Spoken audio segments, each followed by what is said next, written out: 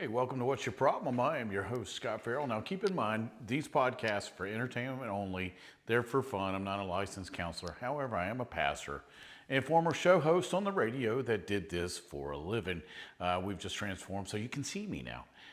Today's topic is screaming kids' social function. All right, I'm not the first person that's had this happen, right?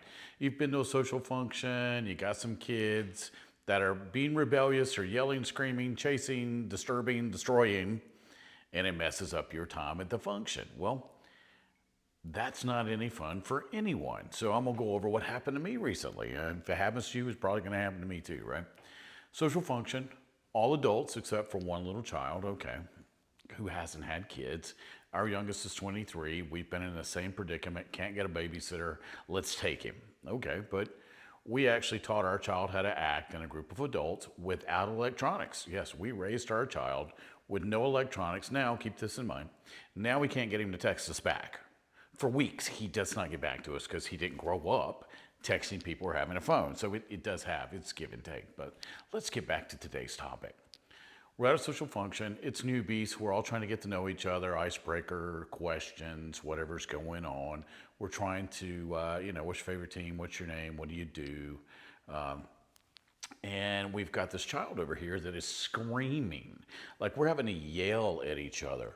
And okay, we've all been in this predicament where for about 2 or 3 seconds, our child's upset. All right, let's get it handled. Normally, people will grab their child and go ahead and get out of earshot, handle the issue, come back. Easy enough. We've all been there. We that have had kids. 45 minutes later, this kid's still screaming, still disrupting, still destroying. Nobody's done anything. And you can tell there's about 30 of us. Everybody's starting to get a little agitated with the situation. Finally, a neighbor, I don't know who this lady was, picks the child up. Still screaming, still yelling, no avail. 1 hour, I was actually timing it. It's a watch here. I'm timing how long it took. Finally, one of the parents takes the child away. You can see the shoulders of everybody just relax. And now we're not screaming at each other. And my thing is, I'm gonna say this, don't email me. When I was your age, I've said it, I couldn't believe my parents said it. We all say we're not gonna say it, I'm saying it now. When I was a child, especially that age, it was in the 1960s. There was no way an adult and the entire crowd was going to let a child scream and holler, throw a fit, and destroy the whole evening for people. It wasn't going to happen. Why do we do it today? That's always been my question. All right, I'm almost 60. Why are we allowing behaviors now that we didn't allow prior? It's a good question. We didn't with our kids. If our kids did that, we handled the problem and come back, But we went over what our child was supposed to do. So let's handle this, both sides, the crowd and with the parents. Let's do parent first. Rehearse what you're going to do. Okay, you got to take your kid out, and sometimes you can't get a babysitter. Sometimes you have to take your kids to work. We've done it. It's here's how you do it. Here's what you do. Here's my expectation. Here's the consequences, good and bad, if you don't meet the expectation. Remember this, behavior ignored, behavior condoned. A disruptive, screaming, rebellious child will be a disruptive, screaming, rebellious adult. If it's true, men only get older, they don't grow up. It's a joke, but imagine children that just get older and don't grow up. If you allow this now, you're never gonna have a moment's peace for one thing. And then look at long-term effects. If you don't teach the child how to act, people aren't gonna like them. They're not gonna invite them to stuff. They're gonna have trouble getting jobs. They're gonna have trouble holding down jobs. Because if they're constantly disrupting stuff and bringing drama and wanting attention, and it's all based on the external, which would be their self-esteem instead of self-discipline, they're gonna have a tough road to hoe, and they're gonna have a tough life. And chances are they're gonna go job to job to job, never have any cash in their pocket, not move out of your house, because if you didn't discipline them then, you're not gonna make them move now. Chances are you're not gonna make them get a job, not take care of themselves. You've created this perfect storm of ineptness, and now you can't figure out what happened. All right, so that's the parents. Let's go to the crowd. In every crowd, there's a senior person who has the authority. And I noticed in this crowd, there were two ladies that definitely had it and one man that definitely had it. None of the three of them said anything. Almost said something. I don't even know these people because you've got 30 people that deserve the respect of the group. All right, if you're speaking, I'm quiet so I can hear what you're saying, and I owe you that respect to listen to you. You're someone that I want to get to know, and I'm gonna expect you to listen to me when I speak. Very simple. It's the same rules we have in the professional world. In the professional world, we don't allow children to scream and holler and disrupt important meetings. So why do we do it in the social world? Okay, again, if it's not acceptable in one realm, it shouldn't be acceptable in the other, because that behavior will just continue throughout. So as adults, somebody's got to stand up and go, hey, wait a minute, can somebody handle that? Finally, somebody did, but I almost said it, and I didn't even know these people. So somebody within the group's already got to go, hey, here's our expectations. We want to show respect to everyone in the group. These are things we can't handle. We will not tolerate these. If I hurt somebody's feelings, I just don't care. The problem is we've danced around people's feelings so long, we're allowing behaviors to permeate society that don't work. I'm writing a children's book right now about parenting. So I'm writing an entire book about parenting, to how to make sure your kids are successful in life. Because as parents, our number one job is, number one, teach them about Jesus. But outside of that, our number one job is to get them independent of us as quickly as possible. That way, when they turn 18-ish, they're ready to go be adults and be able to tackle the world. That's our job. There's a reason why a bat mitzvah and a bar mitzvah are at a certain age. It's time for you to be an adult. Same thing here. So who gave out the rights? Okay, so why do you have the right or the latitude for your child to disrupt an entire hour-and-a-half meeting of adults who just wanted to relax on a Tuesday night or Friday night, whatever it was? You don't. It's like when you go to a restaurant. I always say, give me the section of the restaurant without the screaming child. Because when I go to a restaurant, I'm going to eat. I'm going to eat at a restaurant I like. I'm going to relax. I'm going to talk to my wife or my friends. I'm not going to listen to your child disrupt my entire evening because you're a bad parent. And you don't have enough self-respect or self-discipline to discipline yourself. So now it's bled over to your child. Same thing here as we went on through the evening and talking to the people. Nice fella, father, great guy, great guy. You start to listen to people and you can hear them excuse things in their own lives, but also within their child's lives. And, you know, what's the old saying? If you're good for an excuse, you're not good for much else. It was attributed to Ben Franklin, but we'll see who really said that. It's true. If you can make an excuse, you're not going to make much of a life, because you're always going to find an escape route to what you didn't do. So as parents, our job is to teach our children how to act in every situation. Because again, I said, 3 and above, all right, a 2-year-old, 2-year-olds are 2-year-olds. That's why you leave them with a sitter most of the time. Or stress, here's what you do. But 3 and above, start the social skills training. I used to be a special needs teacher. I've taught every category of special needs, every single one. I think the lowest IQ identification would be 20, all the way to, I think I had a student that was IQ of 145. So I've had those spectrum. I had the same expectation for the ones with a 24 IQ as I did for the ones with the 145 IQ. The ones with the 24 IQ were easier to deal with than the one with the 145 IQ, if you can believe that. Because we go out, we did community skills 3 times a week. Taught them how to ride the bus, whatever it was. We went out, when to be quiet, when we could have fun, how we conduct ourselves in public, because, you know, they're going to watch me, they're going to mirror what I do.